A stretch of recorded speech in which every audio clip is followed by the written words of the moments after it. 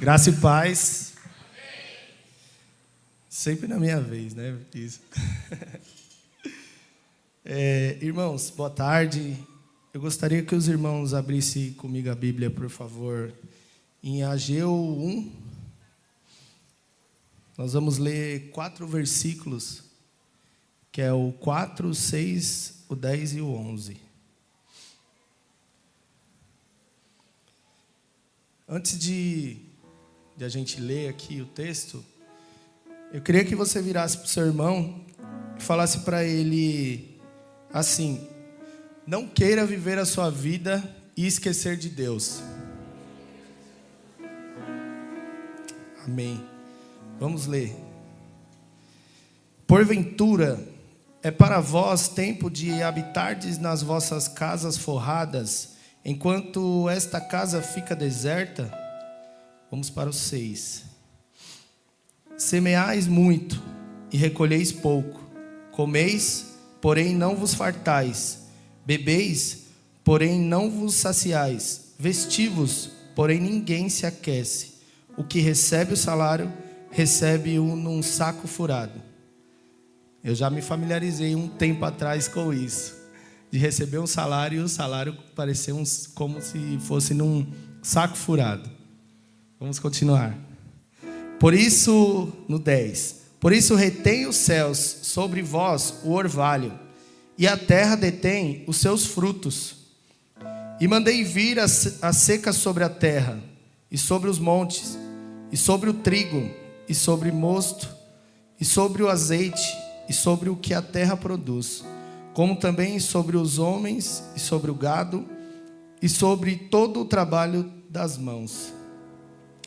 Irmãos, o Senhor ele ministrou muito acerca desse versículo no meu coração. E para quem não conhece aqui, Ageu ele foi levantado como um profeta para que ele pudesse entregar algo da parte de Deus para Zorobabel, que era o governador de Judá, e Josué, que era o sumo sacerdote. E ele foi entregar uma profecia para eles. Por quê? Como diz aqui, como nós lemos, eles estavam preocupados com as casas deles, com o luxo deles. Eles estavam preocupados em ter as coisas dessa terra. E deixou de lado Deus. Não achava que não era tempo de reconstruir o templo. Porque Ageu foi levantado para entregar uma profecia para eles, para que eles reconstruíssem o templo. Só que eles achavam que ainda não era tempo. Só que nós sabemos que nós devemos esquecer as coisas dessa terra e focar em Deus. Assim como eu falei no começo, para você falar para o seu irmão do seu lado, para virar para ele e falar: não queira viver a sua vida e esquecer de Deus. Porque quando a gente esquece dele, não tem como nós ser prósperos em nada na nossa vida.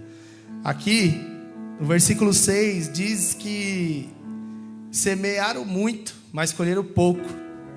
E quando eu disse que aqui eu me familiarizei há anos atrás, antes de eu ter essa oportunidade de me voltar para o Senhor, eu parecia como esse versículo, nada me saciava. E o meu salário que eu recebia parecia como um saco furado. Eu já devia o que eu ia receber. Devia até mais. Nem o que eu ia receber ia pagar o que eu devia.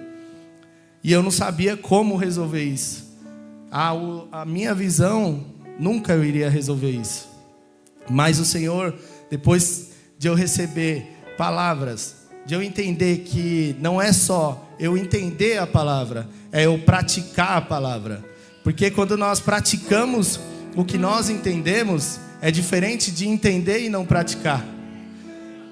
Não adianta às vezes a gente orar, ir para o monte, ler a Bíblia, ter uma entrega para o Senhor, mas não praticar nada da palavra.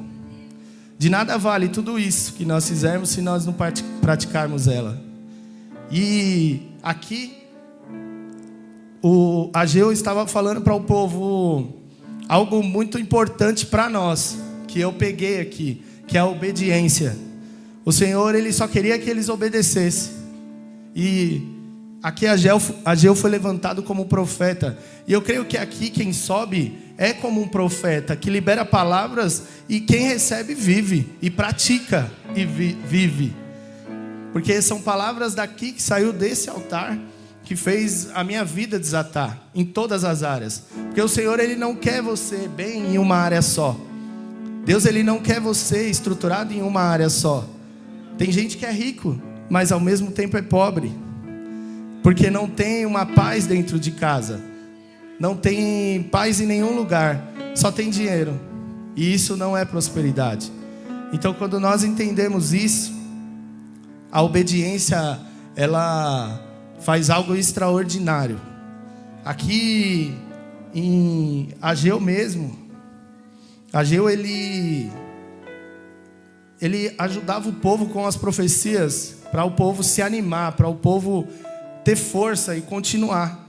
E lá no capítulo 2, o versículo 4, diz assim, ó: ora, pois, esforça-te, Zorobabel, diz o Senhor, esforça-te. Josué, filho de Josadaque, sumo sacerdote, esforça-te. Olha quantas vezes ele falou esforça-te, né? É para que o povo se esforçasse mesmo, porque às vezes no nosso dia a dia está difícil de vencer a luta do dia a dia. Só que o Senhor, Ele traz você aqui para um culto como esse, para você receber uma palavra que é para você se esforçar em confiar nele e obedecer a palavra dele, para que ele faça o extraordinário. Aí ele falou: esforça-te, todo o povo de terra diz, todo o povo da terra diz o Senhor, e trabalhai, porque eu sou convosco, diz o Senhor dos exércitos. Aqui ele está entregando a palavra para o povo e falando: eu sou com vocês, eu sou o Senhor que sou dono de tudo, que posso fazer tudo. E você veio aqui hoje para receber essa palavra, para obedecer ao Senhor, porque Ele é com você. Ele é dono de tudo, Ele pode resolver o seu problema, mas você precisa se esforçar para obedecer a Ele, porque só obedecendo que você vai conseguir que Ele resolva o seu problema. Isso não é barganhar, isso é uma entrega. A obediência, quando a gente obedece, não é porque está recebendo uma ordem. Nós temos que obedecer por amor, por gratidão.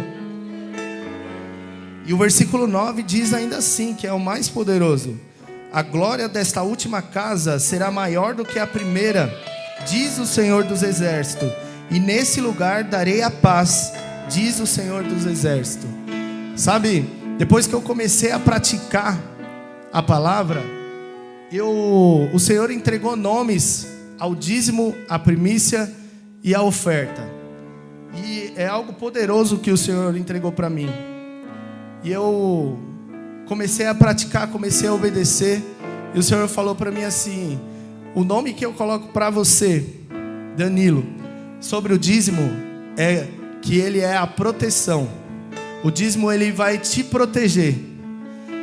E eu falei: amém, Senhor. Mas quando eu ia entregar o dízimo, a primeira coisa que eu fazia era agradecer. Senhor, eu te agradeço por essa oportunidade de poder entregar o dízimo, de poder entregar o dízimo para ele poder ajudar na igreja, porque ele não precisa, meus irmãos. Nós temos que agradecer a Deus sempre, porque Deus, ele não precisa do nosso dinheiro, ele não precisa do nosso dízimo, nossa primícia e oferta, não precisa. Mas ele quer ver onde está o nosso coração, porque ele entregou algo para nós. Aí ele quer ver onde está o nosso coração, se a gente vai entregar também. E aí ele falou: se você me obedecer, o dízimo, ele vai representar a proteção para você. Da mesma forma que você está entregando lá para a minha igreja ser levantada, mais vidas se achegarem, ela ser mais confortável, e cada vez mais vidas se achegarem, abrir mais igrejas, o dízimo, ele faz parte disso, ele traz a proteção, tanto para nós, mas nós ajudamos também a igreja com o dízimo. A primícia, o Senhor entregou a palavra de surpreende para mim. Os nossos líderes, eles não estão esperando a primícia. Eles não servem a Deus esperando a primícia. Eles não servem como eles servem aguardando a nossa primícia. Eles servem a Deus por amor. Só que quando eles vêm, chega a primícia, é algo que surpreende eles, que eles não estavam esperando, que eles nem precisam, porque é Deus que cuida deles. Só que aí a primícia surpreende, mas da mesma forma que o dízimo protege, ajuda na igreja, o dízimo também vai nos proteger quando nós entregarmos, e também vai proteger nós, e a primícia ela vai surpreender-nos também. Da mesma forma que surpreende os nossos líderes, porque é como nós conversamos outro dia, eu e a minha esposa. Nós ainda às vezes temos uma certa liberdade de falar, não, eu não vou no encontro, esse encontro servir. Eu não vou no culto hoje. Mas nossos líderes não.